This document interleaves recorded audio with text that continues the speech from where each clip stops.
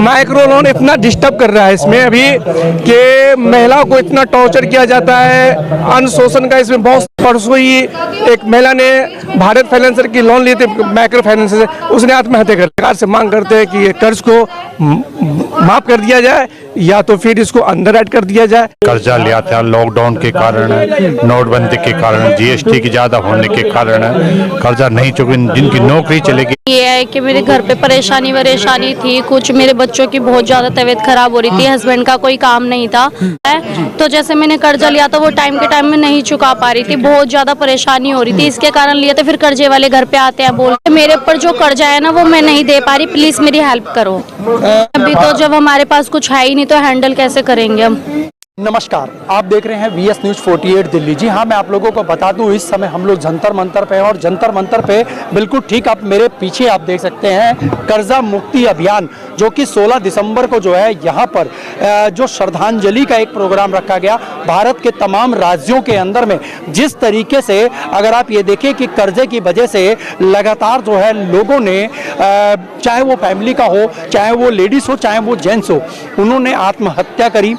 आत्महत्या करके जो कर्जा मुक्ति, जो कि कर्जा लोग लेने के बाद में इस कदर उन लोगों को टॉर्चर किया जाता है, उस तरीके से लोगों को टॉर्चर किया जाता है कि लोग आत्महत्या करने पर मजबूर हो जाते हैं। वहीं पर टीम शहनवाज चौधरी की आज यहाँ पर पहुंची हुई है। हम लोग एक बारी उनसे भी जुड़ेंगे, लेकिन उनसे पहले अभी हम लोग उन लोगों से भी जुड़ने की कोशिश करेंगे जो लोग जिन लोगों ने कर्जा लिया और जो इस अभियान के तहत अब जुड़ चुके हैं भारत के तमाम राज्यों से। हमारे साथ में सर जुड़े हुए हैं। क्या नाम है सर आपका? नूर आलम भारतीय। नूर आलम जी, आप कहाँ से? बिहार से। बिहार से जुड़े हुए हैं। तो जिस तरीके से आज उनको श्रद्धांजलि दी जा रही है, उन लोगों के लिए हजारों लोग होंगे, करोड़ों लोग होंगे जिन्होंने कर्जे की वजह से अपने आप को जिंदगी अपनी खत्म कर चुके हैं, आत्महत्याएं कर चुकी है। तो क्या कहना चाहेंगे और किस तरीके की आपकी जो टीम है वो प्रेरणा देती है? हमारी टीम श्री शहनवाज चौधरी भारतीय गुरु जी हमारे हैं, जो लगभग 1.5 साल से ये अभियान को चला रहे हैं और उनके नेतृत्व में हम लोग लगभग काफ़ी कार्यकर्ता पूरे हिंदुस्तान में काम कर रहे हैं। और हम लोग जितने भी कर्जदार हैं जो बैंक से लोन लिए हुए हैं, जिसको मतलब टॉर्चर किया जाता है नहीं लोन भरने की वजह से, और वो आत्महत्या कर लेते हैं काफ़ी टॉर्चर करने के बाद, जैसे भी होम लोन है, गाड़ी लोन है, बहुत सारे लोन हैं। और ख़ास तौर से जो गाँव में महिला लोन चल रहा है, समूह लोन, जो काफ़ी छोटे लोन होते हैं। हाँ, माइक्रो लोन इतना डिस्टर्ब कर रहा है इसमें अभी कि महिलाओं को इतना टॉर्चर किया जाता है, अनुशोषण का इसमें बहुत सारा शिकायत आ रहा है। और इसके लिए अभी एक मधुबनी में अभी परसों ही एक महिला ने भारत फाइनेंसर की लोन लिए थे माइक्रो फाइनेंस से, उसने आत्महत्या कर ली, जिसके लिए बैंक के ऊपर कंप्लेन भी हुआ, FIR भी हुई और उसी आगे कार्रवाई चल रही है। तो ये हम लोग यही गाइड करते हैं कि सरकार से मांग करते हैं कि ये कर्ज को माफ कर दिया जाए या तो फिर इसको अंडर राइट कर दिया जाए या तो कुछ समय दे दिया जाए। 2 साल का समय की अगर बात करें, अगर समय मांगने की अगर बात करते हैं तो कितना समय लोगों को मिलना चाहिए? कि कम से कम 2 साल का समय तो मिलना ही चाहिए। 2 साल का तकरीबन में समय कम से कम, हाँ, स्टैंड हो सके। बिल्कुल। तो ये सबसे बड़ी बात है। क्या नाम है सर? क्या नाम है? इसके रावत। कहाँ से जुड़े हैं आप? हम तो कर्जा मुक्ति अभियान उत्तराखंड से जुड़े हुए हैं। अच्छा, क्या सोचते हैं आपकी जिस तरीके से लोग आत्महत्याएं कर चुके हैं कर्जा लेने की वजह से, आगे आप लोगों की जो टीम है किस तरीके का इन लोगों को जो है वो आश्वासन देगी कि कर्जा लेने के बाद में आत्महत्या सरकार के लिए बोल रहे हम कि जिन लोगों ने कर्जा लिया था लॉकडाउन के कारण, नोटबंदी के कारण, जीएसटी की ज्यादा होने के कारण कर्जा नहीं चुके, जिनकी नौकरी चलेगी, बिजनेस ही नहीं चला, वो कहाँ से चुका पाएंगे? उनके पास कोई कमाने का साधन नहीं है, कुछ है नहीं। तो सरकार को यही बोल रही है तो इनको कुछ एक्सटेंशन दिया जाए 2 साल के लिए, या तो इनको क्या माफ किया जाए कि ताकि अपने परिवार के साथ वो हो जाए। अभी कोरोना तो चला गया मगर इनका अपने पीछे छोड़ गया, अभी परिवार नहीं चल पा रहा है, जिनकी नौकरियां नहीं है, कैसे घर बार चलेंगे? किस तरीके से वो लोग अपना कर्जा भरेंगे? कैसे भरेंगे? हर बार हमारे को जैसे फोन आते हैं, कोई भी करता है कि भाई क्या करना है, कैसे भी किसी बैंक से क्या लोन ले? हमने कोई लोन नहीं लिया, हमने तो हम तो ऐसे ही बात जुड़े हैं जन सेवा के लिए, उसके साथ में। हमारे साथ में एक परिवार और जुड़ा हुआ है, हम लोग इनसे जानने की कोशिश करेंगे। क्या नाम है?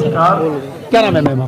मोनिका। मोनिका जी, आज आपका यहाँ पे आने का कारण क्या है? मेरा कारण ये है कि मेरे घर पे परेशानी वरेशानी थी, कुछ मेरे बच्चों की बहुत ज़्यादा तबीयत खराब हो रही थी, हस्बैंड का कोई काम नहीं था, तो उस टाइम पे मैंने कर्जा लिया था, तो वो कर्जा मैं टाइम से अब चुका नहीं पा रही। कर्जा किस तरीके का था? बैंक का था कर्जा? बैंक का नहीं है, ये जो साहूकार होते हैं ना, उन्होंने ब्याज में पैसे लिए थे।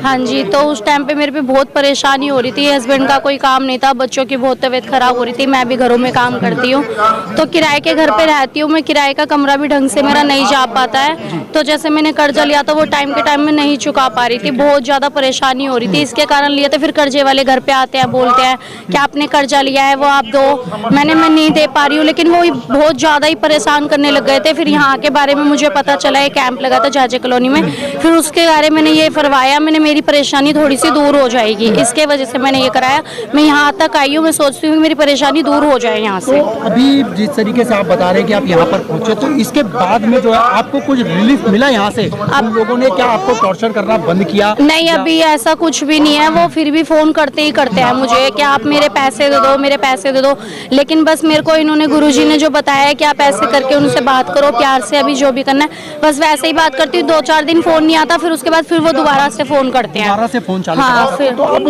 शहनवाज जी की इनकी पूरी टीम से आप क्या गुजारिश करना चाहेंगे? मैं ये गुजारिश करना चाहती हूँ कि मेरे ऊपर जो कर्जा है ना वो मैं नहीं दे पा रही, प्लीज मेरी हेल्प करो। अगर कर्जा ना देने का कारण कहें कि अब इस समय आपके पास में काम नहीं है, नहीं आपके है, हस्बैंड के पास नहीं, कमाने वाले वो ही नहीं है।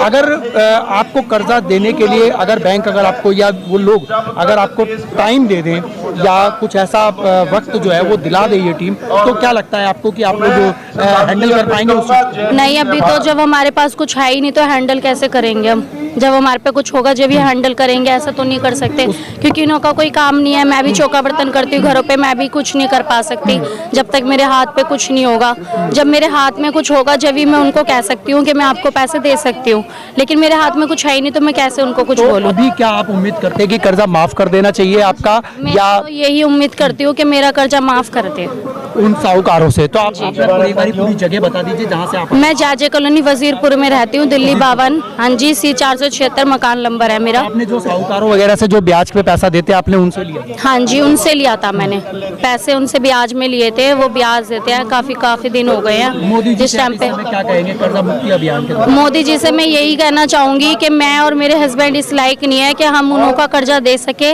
मेरा कर्जा मुक्त करवाइए, मैं यही कराना चाहती हूँ।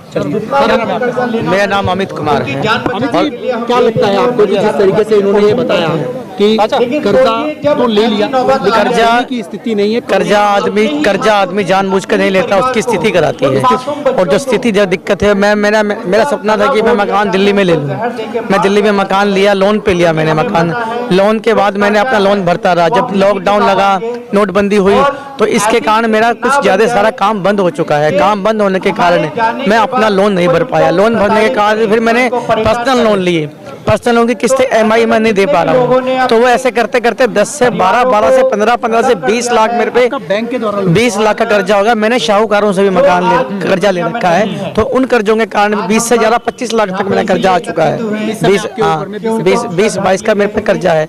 लेकिन घर लोग आते हैं मेरे पास, मेरे जो दुकान पे काम करता हूँ मैं अपना काम, उस काम में भी मेरे को लोग टॉर्चर करते हैं, मुझे गली गली में गुजर, मेरे काम में कम से कम मेरे पे जहाँ मैं जाता हूँ मेरे में कहीं ना कहीं मेरे पास कर्जे हैं, छोटे मोटे बड़े छोटे ज्यादा, ऐसे करके मैं अपना कर्जा उतार नहीं पा रहा हूँ। क्या लगता है कि आपको जब कर्ज मुक्त जो भारत अभियान जो इनका चला हुआ है, क्या लगता है आपको कि आपको देखो मिली या मिलेगी? मुझे ऐसा लगता है कि यहाँ से कर्जा माफ हो सकता है, क्योंकि मुझको ये रिलीफ मिल रहा है थोड़ा सा, क्योंकि हम इसके साथ रहेंगे। वो लेटर वगैरह आपने वो मैंने अपने लेटर लिख दिया है, मैंने अपने व्हाट्सएप पे भी डाल रखा है, जो इनका आता है उसमें भी मैं ग्रुप में भी ऐड हूँ।